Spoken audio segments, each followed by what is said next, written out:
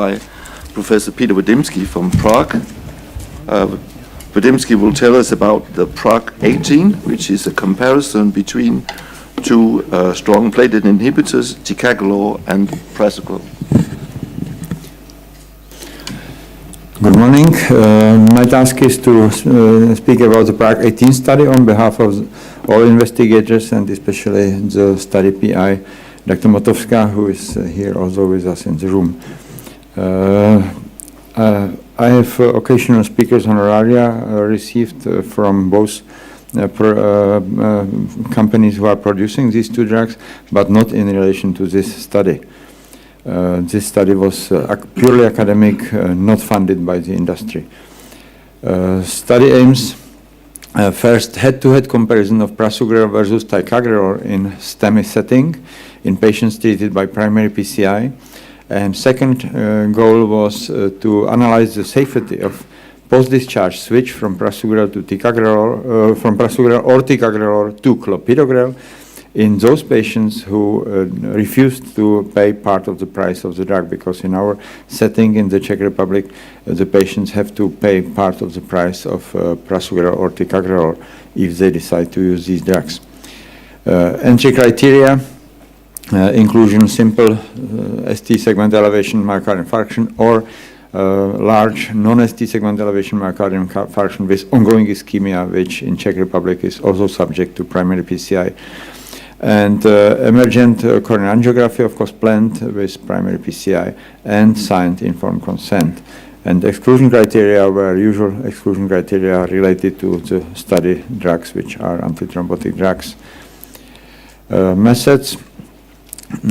Patients were randomized immediately after arrival to PCI center to two groups. Group A received prasugrel 60 milligrams orally, followed by 10 milligrams per day, or if patients were elderly or low body weight, 5 milligrams per day for 1 year. Ticagrelor 180 milligrams orally, followed by 90 milligrams twice daily for 1 year. Purely academic study, no industrial support, I said already.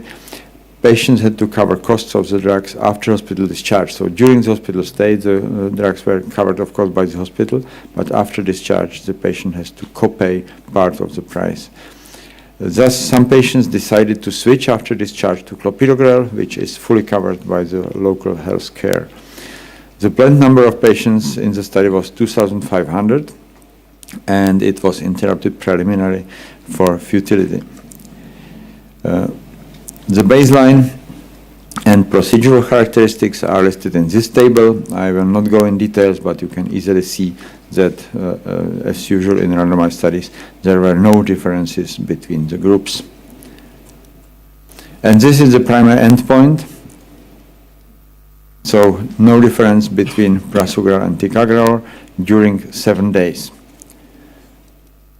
And the key secondary endpoint was at 30 days. And this is combination of death from cardiovascular causes, non-fatal myocardial infarction or stroke. And again, you see no difference between the two drugs. So the study conclusions. The study did not show any difference between ticagrelor and prasugrel in the early phase of acute myocardial infarction treated by primary PCI. Thank you. Thank you, Petr. Questions? Yes, please. Hi, Todd Neal with TCTMD.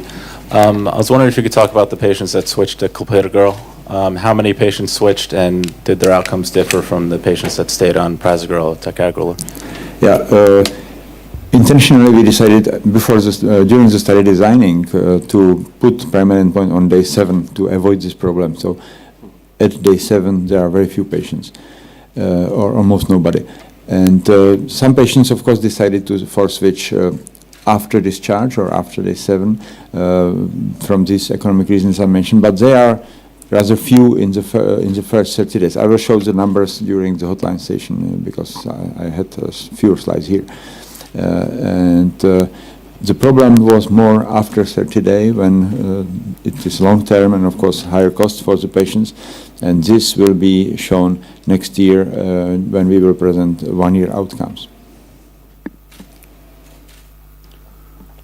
There's a further question there in the second Hi. row. Crystal Fenn with MedPage Today. How well powered did this study end up being?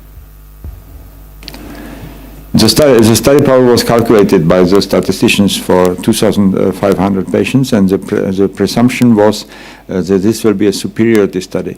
Based on the previous results, we expected that during the first 7 days, prasugrel might be superior to ticagrelor, and later maybe vice versa. But so this was the way how we calculated the study design. You said it was stopped for futility. Did it?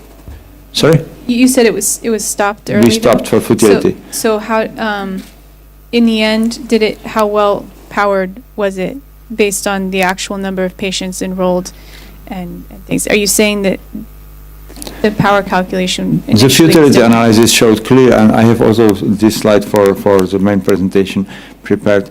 The futility analysis showed clearly that the differences decreased in the time, and basically, as more patients were enrolled, there were no fluctuations on the difference.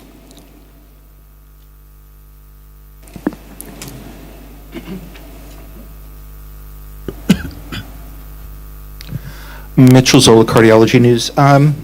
Dr. Widimsky, or perhaps somebody on the panel, could address, these days, how do interventionalists decide between whether using prasugrel or ticagrelor? What are some of the considerations?